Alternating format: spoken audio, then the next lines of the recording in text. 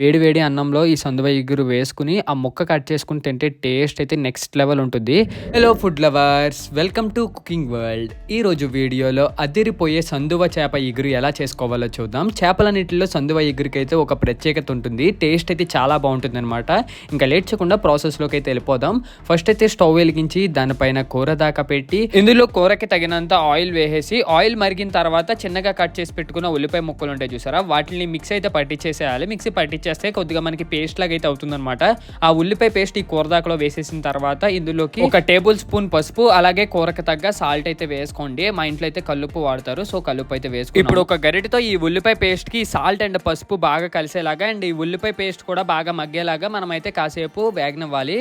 తర్వాత ఇందులోకి ముందుగా మనము మ్యారినేట్ చేసి పెట్టుకున్న చేప ముక్కలు ఉంటాయి చూసారా, చందువ చేప ముక్కలు అంటే సాల్ట్ అండ్ నెక్స్ట్ కారంలో బాగా కలుపుకొని పెట్టుకున్న చందువ ముక్కలు ఉంటాయి చూసారా, క్లీన్ చేసేసి సో ఆ చందువ ముక్కలు అయితే డైరెక్ట్గా ఇందులోకి అయితే వేసేసేయడమే. ఇప్పుడు ఈ చందువ చేప ముక్కలు విరగకుండా గరిటతో అయితే బాగా కలుపుకోవాలి ఉల్లిపాయ పేస్ట్లో. తర్వాత దీంట్లోకి తగినంత కారం అయితే వేసేసుకోవాలి. కారం వేసుకున్న తర్వాత గరిటతో అయితే మొత్తం ఈ చేప ముక్కలు ఈ ఉల్లిపాయ పేస్ట్లో బాగా కలిసేలాగా కలుపుకోవాలి. అండ్ తర్వాత ఇందులోకి తగినంత వాటర్ అయితే వేసుకోవాలి. వాటర్ వేస్తున్నప్పుడు బాగా ఎక్కువైతే వేసుకోకండి, సో కూరకు తగ్గ వాటర్ అయితే వేసుకోండి. బాగా ఎక్కువ వేసుకుంటే మనకైతే పల్చగా వచ్చేసి టేస్ట్ అయితే బాగోదు అనమాట. అండ్ సాల్ట్ కూడా సరిపోదు.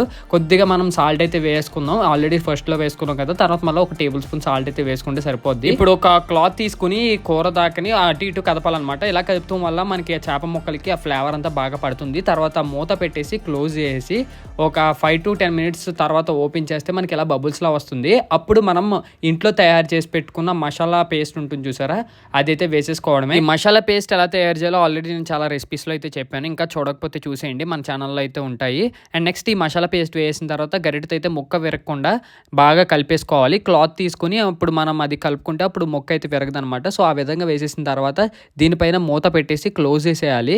క్లోజ్ చేసేసి మనం కాసేపు అయిన తర్వాత ఓపెన్ చేసి చూస్తే మనకి బబుల్స్లా వస్తుంది అనమాట, ఆయిల్ కొద్దిగా పైకి తేలి. సో అప్పుడైతే మనకి కూర బాగా ఉడికినట్టు.